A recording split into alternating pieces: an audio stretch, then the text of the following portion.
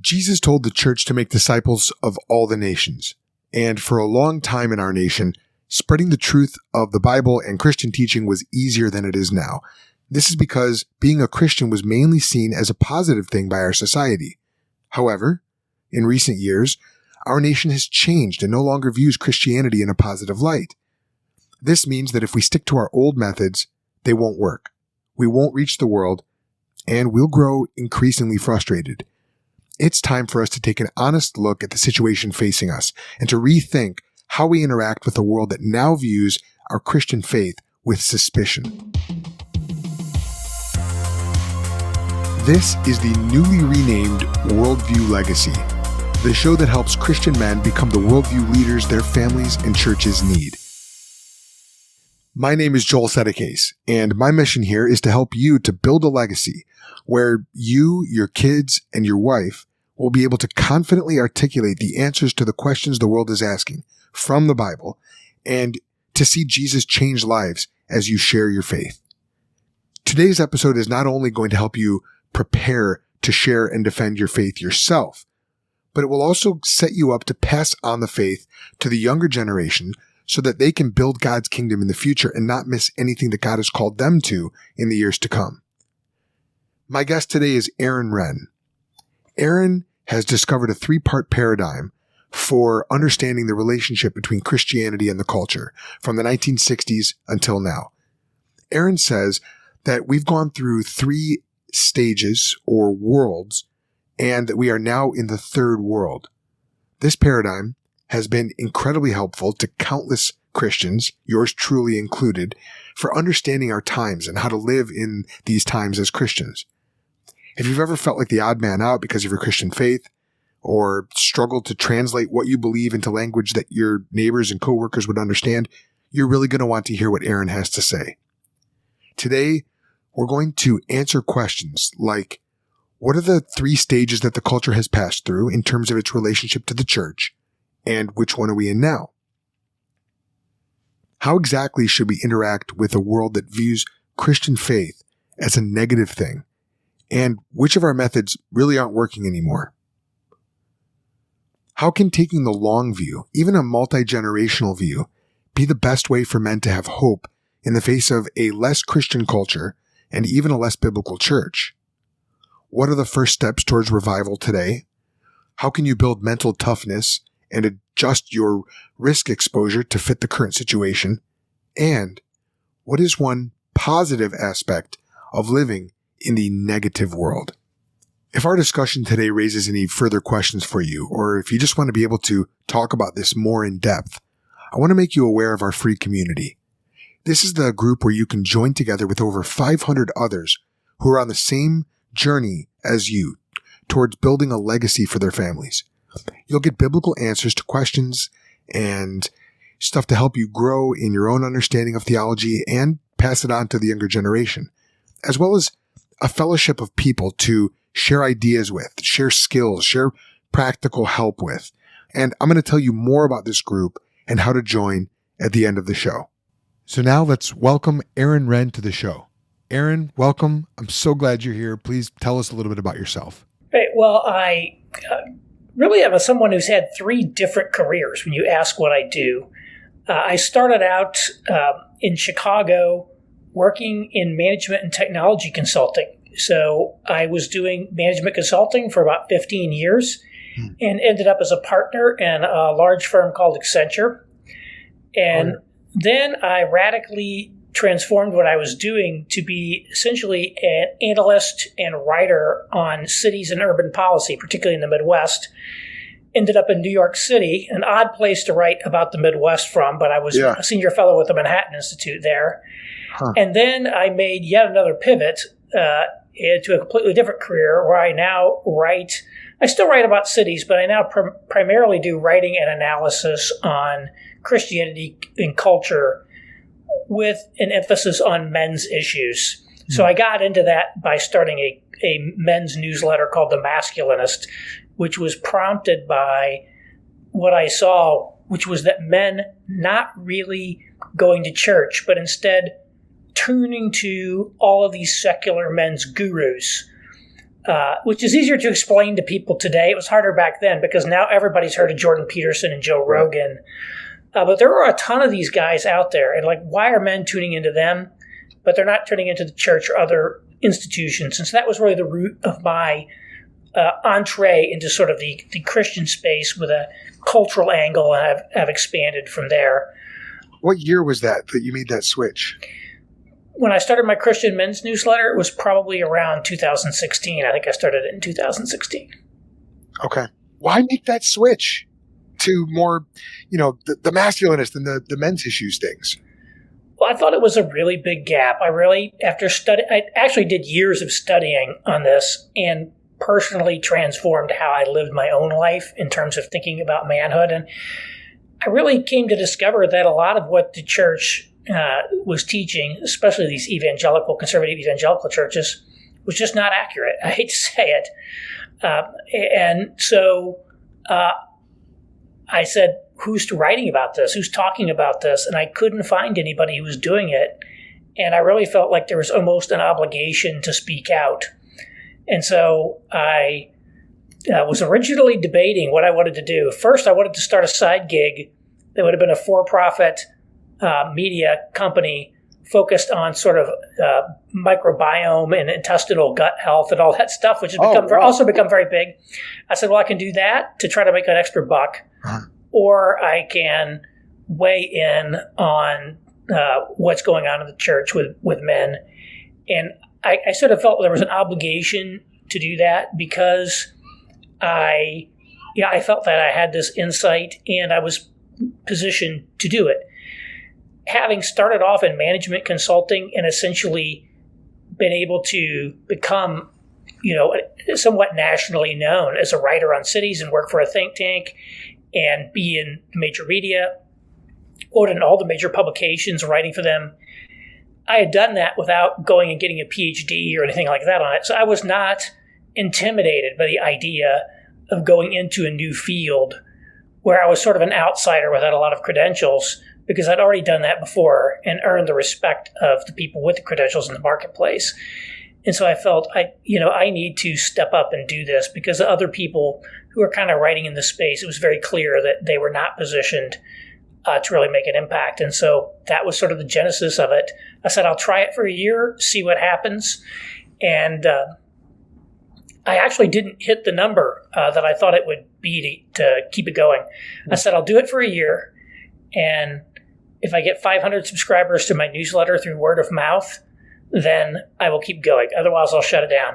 I actually ended up with like 280 something. I made the decision to shut it down. In fact, I already notified all my charter subscribers. And then Rod Dreher found one of my newsletters. Somebody sent it to Rod Dreher. And it's actually the original version of the 3 Worlds of Evangelicalism piece that's in First Things now.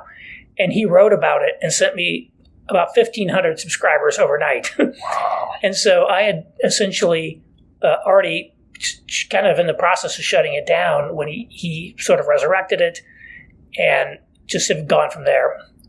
So what do you think of yourself as primarily? Are you a men's issue guy? Are you a political thinker, an urban studies guy, sociology guy, theology guy?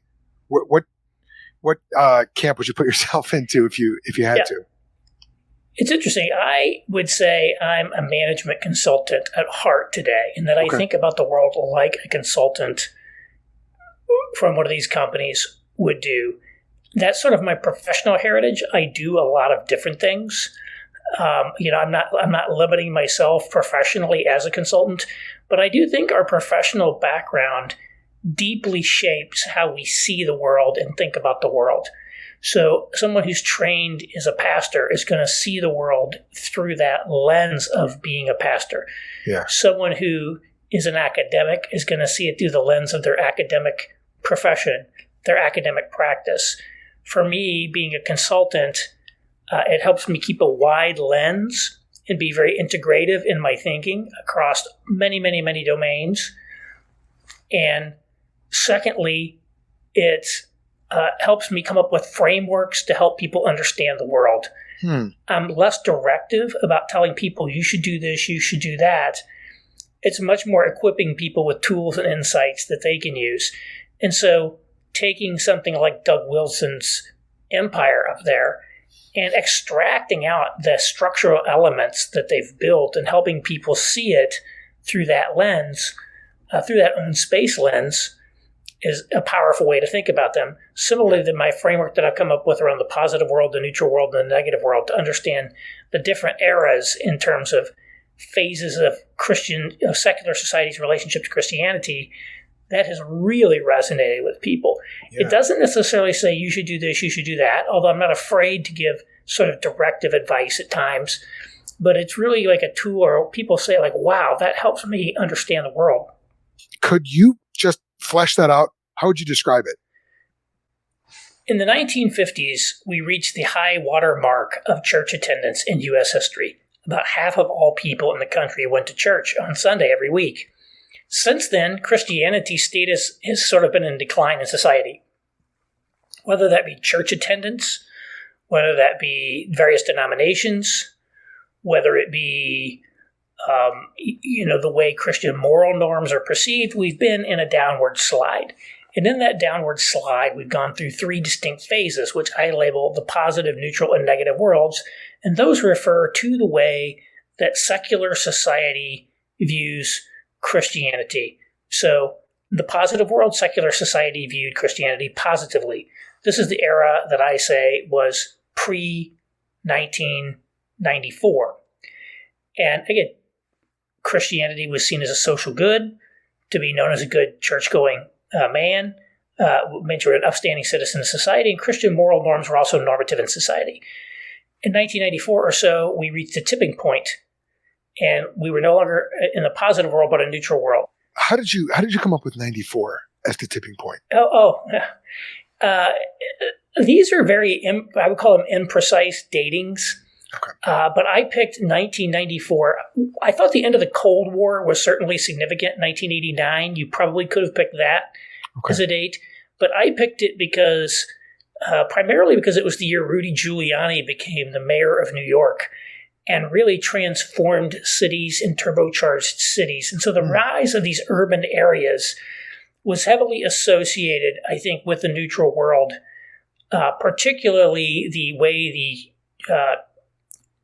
church responded, evangelical church. Prior to that time, there were essentially no conservative evangelical Christians in urban centers, very few.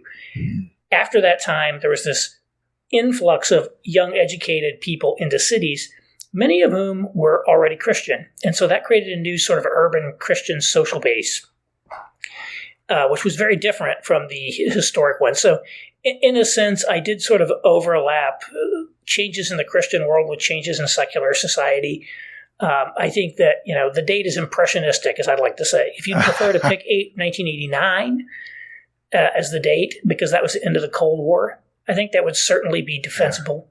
It also made it made the neutral world last 20 years. So I date the neutral world from 1994 to 2014, and I'm much clearer on dating 2014 because 2015 was the Supreme Court's Obergefell decision on gay marriage. And so I basically put 2014 right before that as the time that we tipped into what I then call the negative world, which is where Christianity is no longer a positive. It's no longer a neutral. It's now viewed negatively. Yeah. And to be known as a Christian can actually hurt you socially in the elite ranks of society. And Christian morality is expressly repudiated.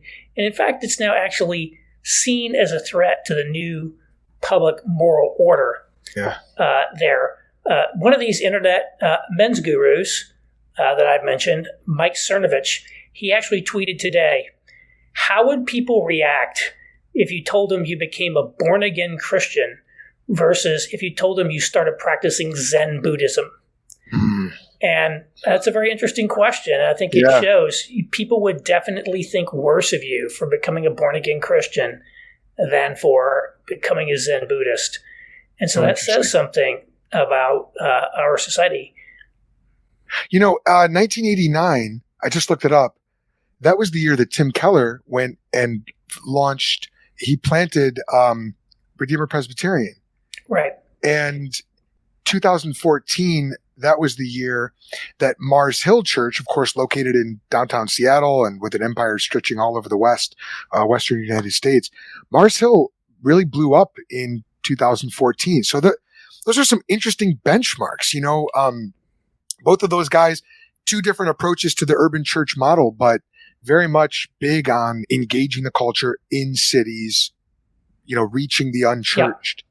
In each of these worlds, there's been characteristic ministry strategies or approaches that the evangelical church has taken. Yeah, so in the positive world, there were two strategies. One was the culture war strategy or the religious right strategy.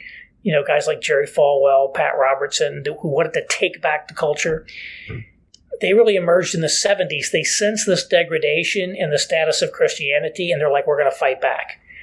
A second group saw the same thing and said, we need to become more market relevant in order to reach people who are abandoning the church, and that was the seeker-sensitive movement, pioneered by people like Bill Hybels at Willow Creek Church in suburban Chicago or Rick Warren at Saddleback Church in Orange County, California. And those movements really dominated and characterized the positive world. In the neutral world, there was this model I call cultural engagement. And that's a term that the people who practice it would very much tell you that they're doing, is they're trying to engage culture. Rather than fighting with culture, they want to sit down with the culture in a pluralistic public square and have a conversation, have a debate to articulate the truths of Christianity confidently but winsomely, to look to affirm aspects of the culture as well as to critique aspects of the culture, and essentially reaching the culture in that way. And it was a much more of an urban movement. Tim Keller is clearly the seminal figure of that, I think. Coming into New York City, being able to diagnose and understand that culture and figure out, how do I articulate the gospel to the people of Manhattan? And he was extraordinarily successful at it. Hundreds of people were essentially converted at Redeemer Presbyterian, his church, in the 1990s especially. And so he was, he was quite successful in doing that in the neutral world. And yes, you could, if you wanted to have an alternate universe of picking dates, you could have picked 1989 to, I think, 2016 is when he stepped down as senior pastor at Redeemer. You could have used those dates to calculate the neutral world. I would tell people, don't get hung up on dates. If you prefer different dates, use your dates. That's what I'm saying. This is a tool. This is a tool. This is not Holy Scriptures there. I could use a little bit more help understanding negative world. What trends are you seeing right now?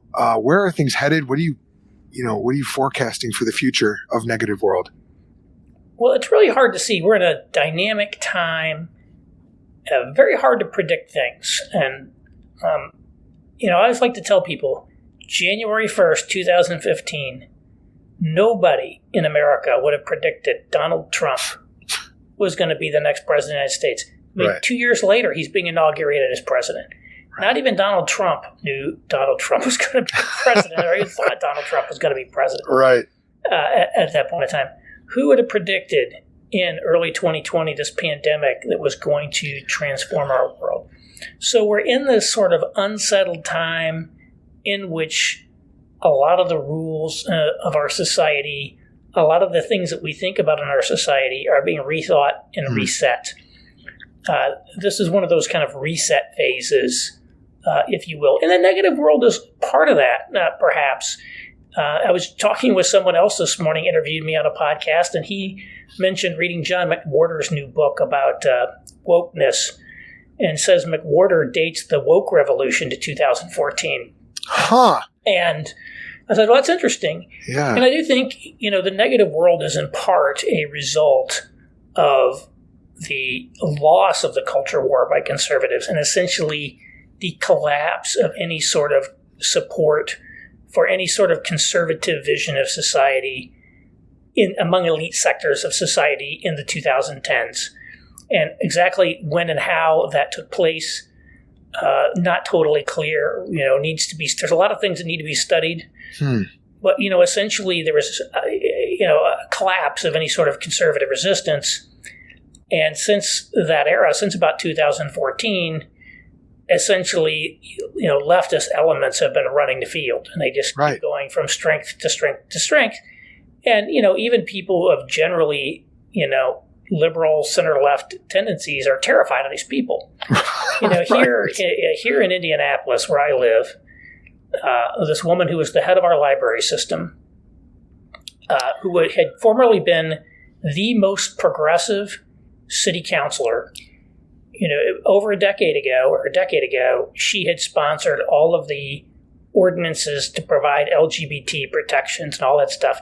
Mm-hmm. Well, she was at the head of the library, and somebody on staff, just some random person, said she was running a plantation. And she was essentially run out, tossed to the wolves. Tons of civic leaders in this town think it's terrible. Many of them are close personal friends of hers, but they're all too scared. They were all too scared to say it. Nobody, and I mean nobody, will stand against this stuff. It's really incredible to think, again, whether you agree or disagree with any element of it, the fact is on a wide range of areas. So basically, it's not so much whether everybody's right or wrong or exactly what the position is. The key is there's no dissent allowed from anything. If you cross the line on any point, you're going to be, attacked viciously as a horrible person, and everybody will abandon you. Basically, they'll throw you to the wolves. Again, I do not think that will go on forever. I think at some point, these things always burn themselves out. But what's on the other side of it, we don't know, right? What was on the other side of the French Revolution? Napoleon. So who knows what's going to be on the other side of this?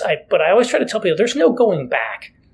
The question I like to ask people to get a sense of how well I think they understand the current moment, and just especially conservatives, I ask them this. On a scale of 1 to 10, how important is the Constitution? And if they say the Constitution is like a 7 or higher, they clearly don't get it, right? Because the Constitution is dead and gone, right? And basically has been dead and gone for a long time. Come on. Dead and gone for a long time. Oh, wow. How can you say that? Yeah, well, that's the point. I guess I don't get it. I'm one of the guys. Yeah. Enlighten me. Help me out. So what I'd say is, where did they find a right to gay marriage in the Constitution, or a right to an abortion in the Constitution, or rewriting these acts to different things? Again, even if you support these things, the legal justification is flim-flam. The Constitution is whatever 5 people on the Supreme Court say it is. And they make it up as they go along, and they clearly are political. And if you're appealing to a document or a text that says anything, you are really not, kind of naive, I think. Interesting. What happens is a group of people has acquired power, and imposed a moral vision of society that they want. And the legal system for our country now conforms itself to that ideology and to that moral vision of society. Okay. Not the other way around. It's not that, well, there's the law. We all got to go along with the law because it's the law. Right. That's legacy thinking. We don't live in a place that has the rule of law anymore. When you have prosecutors that just say, well, I'm just not going to prosecute crimes I don't feel like should be crimes. Right. Or when they say, people who loot and burn downtowns, well, we're not going to prosecute any of them, but if you try to defend yourself or your property, we're going to throw the book at you. Yeah. If you topple a statue, nothing, that's great. Sure. But, if you burn a pride flag, where you're probably going to go to prison for 10 years, which literally happened to people, like long prison sentences. And so you say that, but there's no meaningful rule of law in America today. And so you start, and you can say, oh, you're overstating. And of course, you can still go to court. Sometimes you can get your you can get your rights vindicated. But as they say, the process is the punishment. But I think the key is, it's like, there's a projection here. It's like, oh, there's there's this threat to our democracy. They love to talk about our democracy. They don't believe in democracy in any sense of the word. Democracy just means we get what we want or it's bad.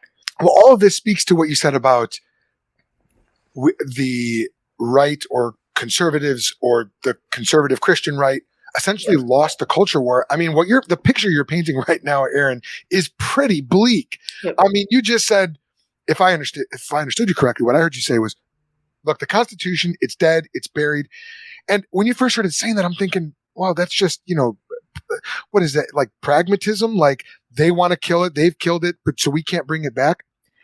Is all this tied in with negative world in terms of the church and the relationship between Christianity and culture? I think that it is because, at some level, because there's this essentially cultural hegemony now of the most kind of radical elements. And not to say that there's no pushback or there aren't occasional, defeats for them, or that they're all powerful, or that the situation is hopeless. I don't believe in any of those things. But certainly they're free to go after the church in ways that they were not free to go after the church or Christians previously, because institutional or other sources of power constrain them from doing so. Public opinion. Now public opinion really doesn't matter in a lot of ways. It's just a different. So we've entered a new era. We've entered a completely new era, and a lot of the things that we thought don't really apply anymore. Okay. Which is not to say that this is just this horrible dystopia. It's just different. It is more hostile in some respects, but it's a different environment that we have to orient to and navigate. And again, I'm not claiming that I have it all completely figured out. I think there's a lot that's very opaque about the way that our system functions. And studying that system and trying to understand better how it functions is part of the to-do for the negative world. But I think we have to orient ourselves to that environment. For example, you go to a developing country where bribery is common, and you don't know how to navigate this world where you have to give small bribes to minor officials to get things done. I was just thinking about it. And it seems terrible. It seems awful. But in fact, that society functions just well once you understand the rules. And so now thinking about that. There's another set of rules. There's a new set of rules. And we have to learn to live in the new set of rules, not the old set of rules. And so much, and this gets even to where I was coming with, my work on men in the church is the church likes to operate in some weird model where they don't recognize that the rules have changed. Or political conservatives. There's a guy at National Review named Jim Garrity, and he did a Prager University video called The Sexiest Man Alive. And the sexiest man alive was a guy named Ward Cleaver, who was the dad from a TV show in the 50s and 60s called Leave It to Beaver, which you may not remember. Oh, I used to watch reruns when I was a kid. Okay. Sure. So I grew up watching reruns of stuff like that. A lot of people don't. Mm-hmm. And he's like, you need to be more like Ward Cleaver or all these great TV dads. That's what we need. Talk about looking back. Yeah. And I'm like, well, it's really interesting that nowhere in his video or nowhere anywhere in any of his writings that I've ever defined does he ever tell women to act like Ward Cleaver's wife, June Cleaver. And so that's why they want you to act like it's the 1950s and act like the rules that were in effect in the 1950s are like on the tablets that Moses took down from Mount Sinai. And you need to live by those rules, when in fact those were cultural norms and the world has changed. And trying to acting like a 1950s dad in this world is a recipe to have your life wrecked. And so that's where I say these people are totally detached from reality and they're not willing to take stock of the way that the world has changed. And that doesn't mean I would endorse, the pickup artist world or Sure. The video game world or those other worlds that people have today that our culture permits people to have. I think those are wrong, but we have to think about, wow, what does it mean as a man to live in today's world with today's dynamics? And it's eminently possible to be a godly, successful, healthy guy with a healthy marriage, but we're in a different world than we were back in the 1950s, and you can't run that old script. And so that's what I think has happened in this negative world is you've got people who were very steeped in these positive and negative world cultural solutions. And they're just trying to run their old playbook. And, the world has changed now and things are different. And we can respond, I think, quite well to this new world in a lot of ways. Well, who is getting it right? How do we interact with the negative world, Aaron? I don't know entirely how to do it. I like to say I think I have a lot of the questions, but I don't necessarily have all the answers. I think unlike in these previous worlds, it's not going to be one or two different answers. It's going to be a multiplicity of answers. It's going to require a lot of trial and error. It's probably going to require new generations of leaders. For example, I am somewhat sympathetic to Rod Dreher's Benedict option as a concept. I would probably go through and rewrite things in a very different way than him. But if I think the meta thesis or the big picture thesis of the Benedict option is the church has essentially relied on secular culture as essentially a support system for, inculcating morality and building up a lot of the supports that the church needed, and that's no longer going to be there. The church is now weak. People don't necessarily even believe in Christianity as it's traditionally understood because it's more holistic Judaism, and therefore churches need to take much more of a sense of personal ownership over catechesis, community formation, creating all of its own internal supports, etc. And this is what Doug Wilson and the Moscow, Idaho people have done well. They not only have a church, and they not only have a school, and they not only have a university and a media company and all of that stuff, which people traditionally do, but they own a lot of businesses, and they own a lot of real estate. And they've really created infrastructure that sustains their community and enables them to thrive, even in a very hostile college town environment. Yeah. It's an important model to study. I primarily classify them as culture war people because their MO is fighting with people and controversy. Yeah, fight, laugh, feast. Fight, laugh, feast. I say that. Their social network is called Fight, Laugh, Feast. Fight is literally the first word in their identity. Right. And so that's very deeply ingrained in how they think about the world. Whereas I think attempting to directly fight in that way is really less the way to go. And I don't want to be too prescriptive on that front. It probably is good that there are people who are still engaging in that sort of traditional activism. It just cannot be the normative pattern in the way that it was, say, back in the 1980s. So you do see that as a more traditional approach, what they're doing? Well, I certainly see their, high confrontation fight with the culture approach as being more traditional. But I think the actual infrastructure they built behind it is quite different and quite relevant to the negative world. Okay. So a lot of the people who got big as sort of personalities in the positive world, they had their little Christian empire that they built. Right. But they didn't own they didn't own the coffee shops and the burger bar and the pizza place and the high tech company. Yeah. And the media company that does deals with Netflix and Amazon. Right. This is just a much more substantive vision of a community. It really is a thick community in terms of how they operate. And they've got, lots of families and lots of kids, and it's just a very different, it's a real community. Yeah. It's not just Doug Wilson, online influencer, who's making a lot of money like a YouTube star. Okay, there's real substance there. So that's what you mean by thick community. Yeah, I mean, if you go, and again, I would just refer people, which you can put in the show notes. I've referred people to my write-up on Own Space, which talks a lot about the attributes of Doug Wilson in that environment. Does anything frustrate you about the way that the church is interacting with negative world? Well, I just think people have not taken the measure of this new world, and they're essentially doubling down on what they were doing before, and it's not working, and it's causing a lot of deformation. As I like to say, the strategies are deforming, and it's causing a lot of conflict, kind of intra-evangelical conflict. So, I do think there's some problems. There's problems there in how it's been done.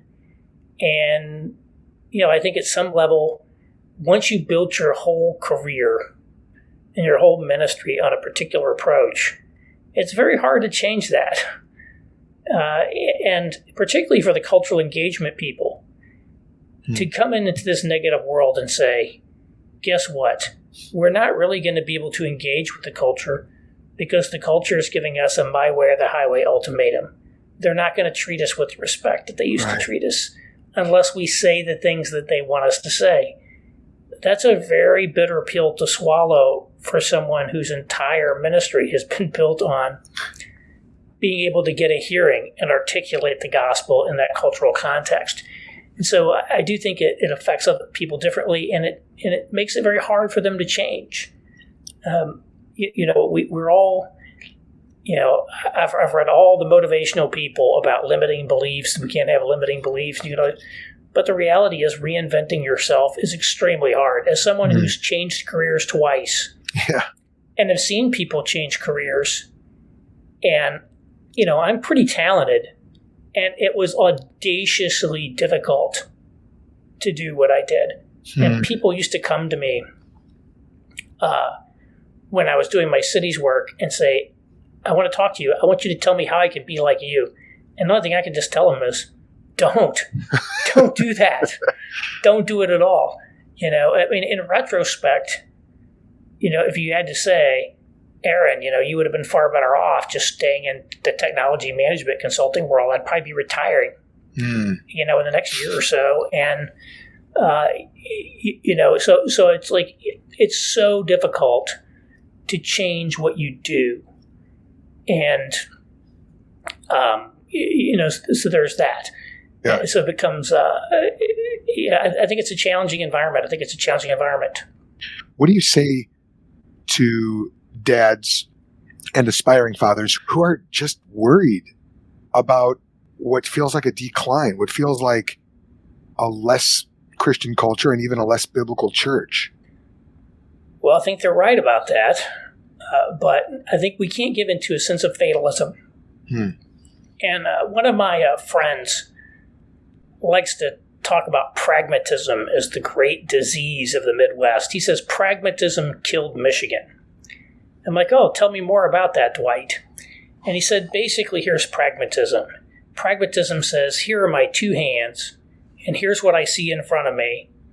And what pragmatism says, what can I do with my two hands with the things that are right in front of me? That's very limiting. Vision. We took a guy like Steve Jobs. He didn't think that way. He's like, I want products that are insanely great. If you look at Elon Musk, he's like, we're going to Mars. And if I have to reinvent the whole space industry to get there, I'm going to do that. I'm going to do the audacious thing that we don't know how to do. And economically, that attitude is one reason that the Midwest went into tremendous economic decline, and California became the winners. The people who have the audacious, very non-pragmatic dreams live primarily on the elite cities of the coasts. Right. And so I think that this idea that you start looking in your little box and you look at what you see, and you start thinking it's hopeless, but there's no room for God to show up. And that in that world, you're like, wait a minute, there's somebody up there who actually is sovereign, and therefore things can happen that you have no idea could even happen.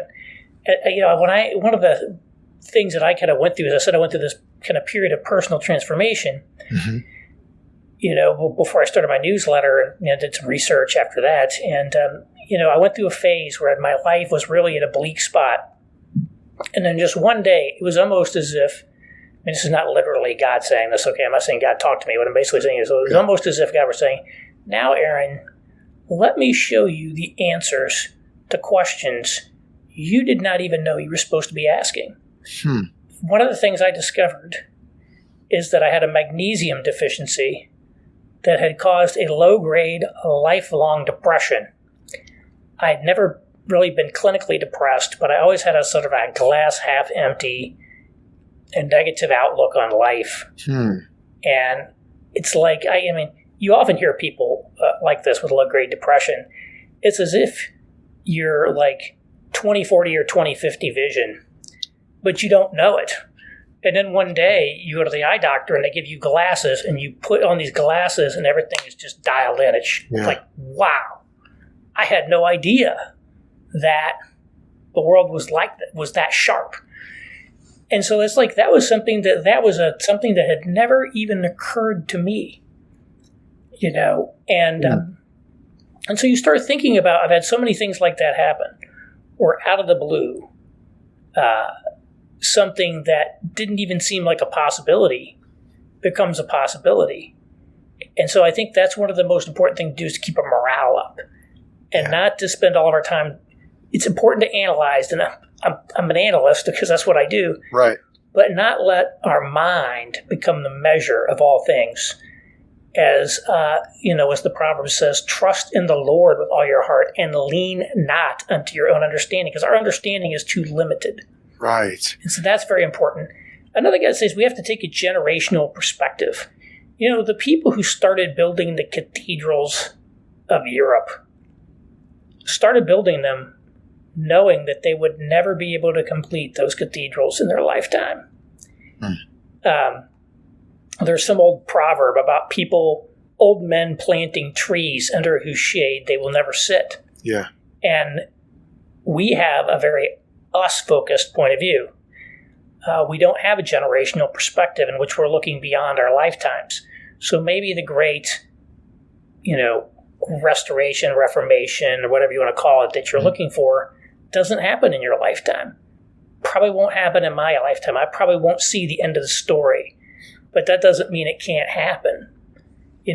A lot of the things that have happened in our society, in terms of these sort of leftist things, were things that had germinated in the minds of people decades and decades previously, and they never lived to see them come to pass, but they did. So keeping from becoming paralyzed by fatalism, I use the example of Christians in Egypt or the Middle East.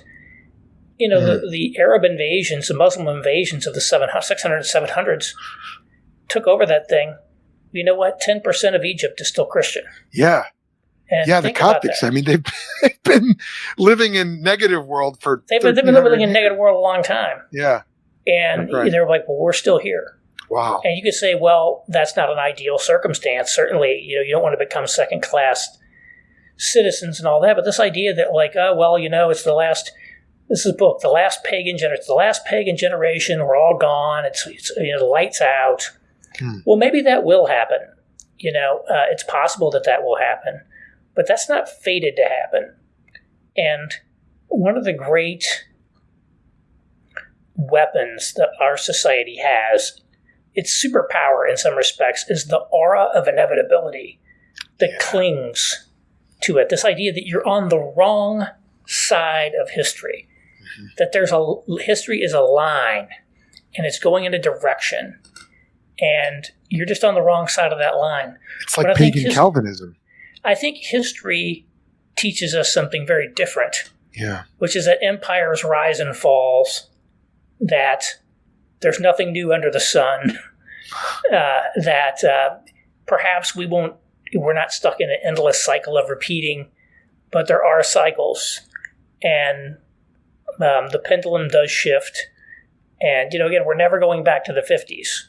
Probably don't want to go back to the 50s, but things could be much, much better in America than they are today. And so we shouldn't give up on that. That's one thing I would say. Just keeping your morale high is very important. What do you see as being the first steps into the word that you used. Well, let's say we want to see revival. We want to see reformation, and maybe we understand it's going to take multiple generations. But we're living in this generation. We're living in a negative world. What do you see, Aaron, as being the best first steps for Christians who want to take that generational view? Is it local government? Is it the church? Is it your own household? Right. I mean, I would say, the Bible is clear that, we're first to take responsibility for ourselves in the sense of, take the log out of your own eye first. Then you will see clearly. So we need to look to ourselves. We need to make sure that we are people that are above reproach. As I like to say, are we people who, love the Lord with our whole heart, mind, and strength and love our neighbor as ourselves? Are we people of repentance who are seeking for universal obedience to God's laws? And are we, like Paul, holding firm to the whole counsel of God? And so I think those are things we can look at in our own life. We can take responsibility for our household, etc. I think one particular thing that's especially related to Christian ministry, but I think is clear for men as well, is that we just need to be a lot stronger and a lot tougher. I use the example of Paul. One of the underappreciated excellences of Paul is just how tough that guy was. Yeah. So you go into, I think it's 2 Corinthians, he's going through all the things that happened. I was shipwrecked, beaten, robbed, stoned, given 39 lashes here. I was in danger. I wasn't getting any sleep. I was out in the cold. He's going through all this stuff. I mean, Paul was literally stoned and left for dead. And so when you think about that, we like to quote his thing in 1 Timothy about, bodily discipline is of little profit, compared to, and certainly compared to spiritual strength, physical strength is not as important. And yet, Paul's physical strength is the only thing that kept him alive. I mean, again, here's a guy who was stoned and left for dead. They thought he killed him, and that's how tough he was, that he survived all of those physical challenges, including like being, going 2 weeks without food in one of his shipwrecks. Yeah. Okay. Secondly, if you continue in that passage, you see how mentally tough he is, that he's talking about all the pressure, the weight of the pressure bearing down upon him, the concern for all the churches, concern for all the people who are being led into sin. Look at a book like 2 Timothy. Okay, Paul in 2 Timothy, he's in prison. He's being treated as a common criminal. He says he's going to be executed. Most of his friends have abandoned him. Yeah. And yet, what is he doing? I got to write to Timothy. I got to help out Timothy. I got to preach the gospel at court. I got all this stuff going on. I mean, he's not sitting there feeling sorry for himself. Oh, no, so he's Paul was mentally tough. And, I would suggest that, maybe physical toughness is more applicable to maybe a country like China, where Christian pastors risk being thrown in prison like Paul. They really do risk physical trials. But in America, these sort of things that challenge you mentally and emotionally are very much coming to the fore. Particularly the last couple of years have been a time of enormous stress for Christian ministers. Conflict is coming and they can't avoid it. Yeah. Just think about the COVID response. Do we require masks? Do we not require masks? Do we meet in person? Do we not meet in person? Whatever they do, they're going to have horrifically angry people coming after them. That's why this Barna survey was just finding that nearly, 40-something% of all pastors have thought about leaving the ministry in the last year. I mean, there are premier congregations in America where, pulpits that you would kill to get, that most people would never dream that their career would go so well that they would be the pastor of that church, where the pastor just resigned. Wow. Because that Redeemer in New York's East Side congregation, the pastor just one day said, I got to resign. I don't feel this is right. And he didn't do anything wrong. It's not like resigning to spend more time with your family. I mean, this guy, from everything I hear, literally stepped down. One reason, again, I don't know specifically what his case was, but one reason these people are quitting is that the stress is so high. And therefore, developing that sort of mental and emotional fortitude to be able to survive the stresses of ministry, which are much higher today than they have been for a long time, is really important. The pastor of my church one Sunday, here's a guy who's like in his 60s, like early 60s. Okay. I would say he's at the height of his powers. I mean, nothing phases this guy. He just seems like the master in command. And he was telling the sermon about how he's mentoring a younger guy. And his younger guy's like, man, I'm really struggling in my ministry. Things are so difficult here with this COVID and all this stuff. And I said, my pastor said, what I told him? I said, in my 40 plus years of ministry, the last 2 years have been the most difficult of my career. Wow. And that just stuck in my mind. Like, here's a guy who's like, been there, done that, I've seen it all. Yeah. And gone in difficult circumstances. Nice, like saying, hey, the last 2 years have actually been my most 2 difficult years ever. People are feeling that pressure. And so I think, it's going to affect all men. It's especially going to affect people in the ministry. So if you don't have the mental fortitude to be able to thrive in a high conflict, stressful environment, it's going to be tough. And that's where, in the positive world and the neutral world, the pressures were much less intense. In the negative world, the pressures are going to be much more intense. How do you build that mental toughness? Well, that's a good question. I call you up when you know, but like you got to kind of lean in, as they say, into the awkward, into the discomfort, okay, into the risk. It's like any. How do you build physical strength? You go to the gym, pick up the weights. You get out of the gym, you pick up the weights, you get out of the squat bar. Yeah. And the first day, you about fall over when you're doing 65 pounds. Right, you're like, right. What? I can't do this. Yeah. And then eventually, if you keep doing it over and over and over again, but you have to engage in the stress, in a certain way. And you also, you have to be in prayer. You definitely have to be in prayer. You have to be taking care of yourself physically through sleep, diet, exercise. You have to make wise decisions about, managing your time. You need to have a band of brothers and counselors around you and people who can encourage you. There's a lot that goes into it. It helps to have some patrons or some sponsors that have your back. Definitely. It probably means, it probably is going to mean, thinking about how to calibrate your life in ways that reduce your risk a little bit. Maybe you are more of a bivocational minister, even if your church could afford to pay you a full-time salary. Maybe you're in the marketplace so that you have income and things that are not as dependent on this ministry. Well, so many pastors are dirt poor and they have families. Yeah. And, that puts them in a very vulnerable position in terms of dealing with a lot of this congregational conflict and the stress could be there. Interesting point. Maybe if you're in a more of a, maybe you're not in a truly bivocational situation where you're really primarily in the marketplace and then just pastoring on the side, but maybe you do have a foot in the marketplace. There's a guy, he's a really great guy, C.R. Wiley. Oh, yeah. He's written some good books, Man of the House, Household the War for the Cosmos. Yeah. And he talks about he and his family have built up a little real estate business. And so he's got income from real estate that he and his family have built over the years and, different things that they've done. And that gives him, some protection from just like, man, if this congregation doesn't like me and I lose my job, I'm left high and dry. So thinking that there's a lot of thought that goes into it. And it's not just a matter of, you have to do this. It's about wisdom. It's about taking the risk and putting yourself out there. It's about finding the right path for yourself. Again, some things I say, pray more. That's that's an easy one. Yeah. But there's a lot of different things. But I think this idea of being tougher and thinking about your risk exposure and things of that nature is going to be much bigger.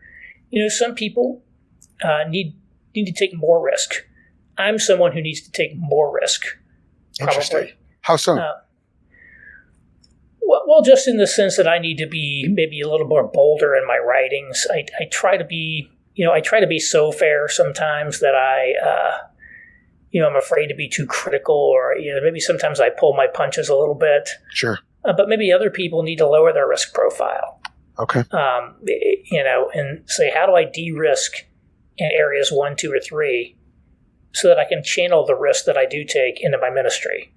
Oh, yeah. And thinking about how, where you're taking risks. And so I do, I think that's going to be key for people who go into especially vocational ministry. Aaron, I really appreciate you taking the time. Anything else you want to leave our listeners and viewers with? Something that, a pebble to put in their shoe before we go? Here's one for you.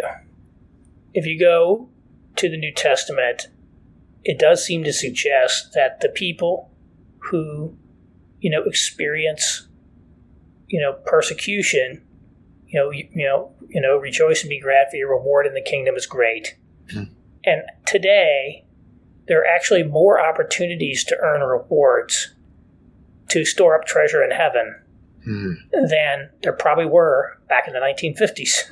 Yeah. And not to say that every generation doesn't have it, but not every person and not every time and not every church is given, equal amounts of talents, as it were, or opportunities. And, we're being given some opportunities.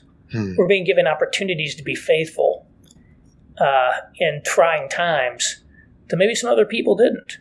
And so if you truly think about storing up treasures in heaven, then this could be a great time to be alive. That's really helpful. And, I know a lot of guys who are listening to this, they are kept up late at night and it's on their mind during the day, the changing landscape. And, I think that your 3 world analysis paradigm, I do think it's very helpful for beginning to think about navigating it. And so, anyone who hasn't already listened to Aaron's podcast, definitely check out the Aaron Renn Show, I believe. Aaron Renn, you just changed the name of it.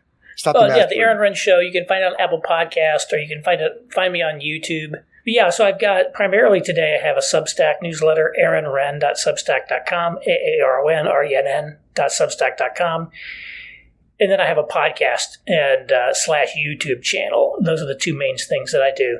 My aaronrenn.com site is still there, but it's mostly my older urban writings that I leave up for people who still want to find them, because a lot of people like to refer back to old pieces that I've written.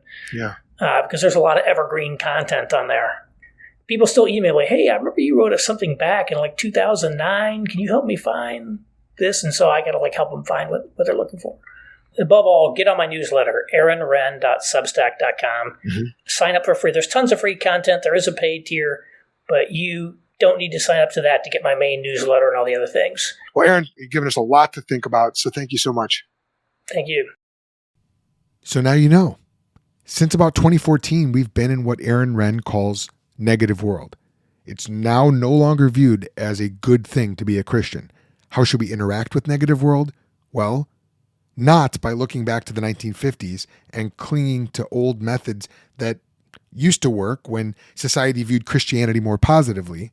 Instead, we need to build mental toughness, strengthen and develop thick communities within the church, and we need to acquire our own owned space and not to rely on the world's support systems as much as we have in the past. This is going to take a lot of trial and error and a lot of work, and we must not lose hope in the process. We looked at how a long, multi-generational perspective on the future can really bring meaning to the small steps that we have to take today, like similar to how a person building a cathedral that he's never going to worship in is doing that with a multi-generational hope that his grandchildren and his great-grandchildren would be able to worship in that cathedral. And he's really doing it for them, doing it for the future, doing it in faith, ultimately to the glory of God. So what are the first steps towards revival today?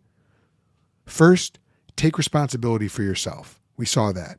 It's important to take the log out of your own eye. Very biblical advice. Love the Lord, love Jesus Christ, love your neighbor, hold firm to the counsel of God, Aaron said, and work on becoming stronger and tougher. And if you need an example, look at the Apostle Paul. How can you build mental toughness and adjust your risk exposure to fit your current situation? Begin, Aaron says, by leaning into the awkwardness and the discomfort. Don't be afraid of risk. And I really liked how he said that. It's like going to the gym. You start small, start with small weights, and you build up. And by the way, speaking of going to the gym, that's not just a metaphor. Actually, go to the gym, work out, get tough, get physically and mentally tough, and find a band of brothers who can counsel you. This has been huge in my own life. Friends who have your back. And if you can, get sponsors and supporters, patrons who have your back. You might be over-reliant on certain people in one area of your life. You may need to reduce that risk and become a little bit more self-reliant, and you might need to faithfully increase your risk in others. Look, the Lord Jesus went to the grave and came back for us. He died for us while we were still sinners. The Bible says he did that while we were weak. Jesus died for our sins. He was buried, and he rose from the grave and returned to heaven. Jesus has already faced death, and we're with him. He conquered death. There is literally nothing this world can throw at us that it didn't already throw at Jesus, and Jesus walked out of the grave having conquered it. It's from Jesus that we draw our strength. You want to be mentally tough? Trust in Jesus. Spread the message of the Bible unashamedly. Build those communities, strengthen one another, and get the word out. And then watch God's Spirit transform your mind as he transforms the lives of the people that you share with who believe, who come to faith. And finally, what is one positive aspect of living in a negative world? Well, Aaron said this, and quite honestly, I agree. Today, there are more opportunities than ever, perhaps, at least in our area, our culture, to earn rewards for suffering and persecution.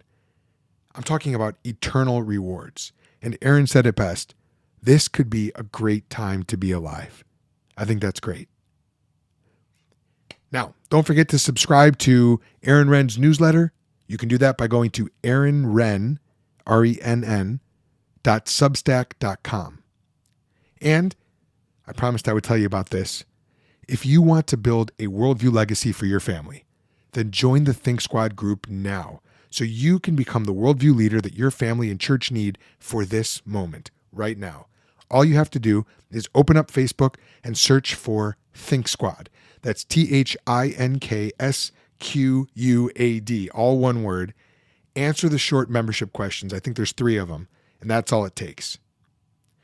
Thank you so much for listening to Worldview Legacy. Yes, we changed the name. I hope you guys like it. Thank you to Aaron Renn for joining me today. And this episode was produced by yours truly, Joel Settecase, and is a production of the Think Institute. To find out more about the Think Institute or to join our team and support us financially and prayerfully, go to thethink.institute. Now let's hear that theme song one more time.